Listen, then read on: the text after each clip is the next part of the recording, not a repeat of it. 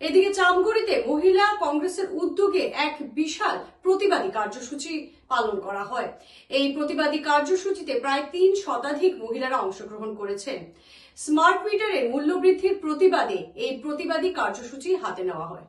চামগুড়ির জেলা মহিলা কংগ্রেসের উদ্যোগে এক বৃহৎ প্রতিবাদী কর্মসূচি।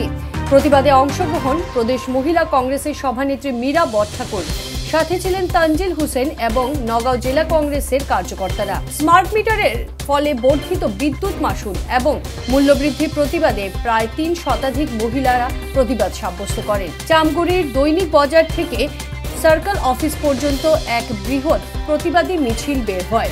প্রতিবাদ চলাকালীনই প্রতিবাদকারী এবং পুলিশের মধ্যে কিছু হাতাহাতিও পরিলক্ষিত হয়। সমগ্র অসমতে প্ৰদেশ কংগ্ৰেছৰ নেতৃত্বত আজি আমি ইয়াতে চামগুৰি সমষ্টিতে প্ৰতিবাদী কাৰ্যসূচী আৰম্ভ কৰিছোঁ। আৰু এটা কথা, হিমন্ত বিশ্ব শৰ্মা ডাঙৰীয়াই নিৰ্বাচনৰ আগত প্ৰতি ঘৰে ঘৰে ৩০০ ইউনিট বিজুলী ফ্ৰী দিম বুলি মানুহৰ পৰা মিছা প্ৰতিশ্ৰুতিৰে তেওঁ ভোট আদায় কৰিছিলে। এতিয়া ৩০০ ইউনিট ফ্ৰী দিয়াৰ দূৰৰে কথা, এতিয়া কানেকশ্যনবিলাক পাব্লিক মানি দি লৈছে আৰু কালেকশ্যন আদানীয়ে কৰিব। সেই কালেকশ্যনটো আদানীক প্ৰফিট দিবৰ কাৰণে অসমীয়া মানুহৰ প্ৰত্যেক ঘৰ মানুহৰ ঘৰত আজি গল চেপা দি পেলাই তেওঁলোকে স্মাৰ্ট মিটাৰৰ জৰিয়তে বিদ্যুৎ বিল তেওঁলোকে আদায় কৰিছে। হিমন্ত বিশ্ব শৰ্মাক এটা কথা কৈছে অতি সোনকালে, তেওঁ কৈছে যে স্মাৰ্ট মিটাৰটো আগতকৈ ভাল। আমাৰ গোটেই অসমৰ ৰাইজে কৈছে যে আমাক ভাল স্মাৰ্ট মিটাৰ নালাগে, আমাক আগৰ মতে আমি বিল দিম, আগৰ মিটাৰবিলাক আমাক ঘূৰাই দিব লাগে। হিমন্ত বিশ্ব শৰ্মাই নিজকে যিটো অভাৰ স্মাৰ্ট চিফ মিনিষ্টাৰ দেখুৱাব বিচাৰিছে, স্মাৰ্ট চিফ মিনিষ্টাৰ বিচাৰিছোঁ আমি, অভাৰ স্মাৰ্ট হ'ব নালাগে।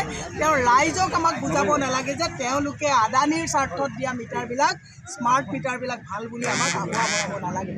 সেয়ে মই মুখ্যমন্ত্ৰীক কৰিছোঁ যে আপোনালোকে এই যোৱা লোকসভা নিৰ্বাচনৰ পৰা এটা শিক্ষা লোৱা ভাল।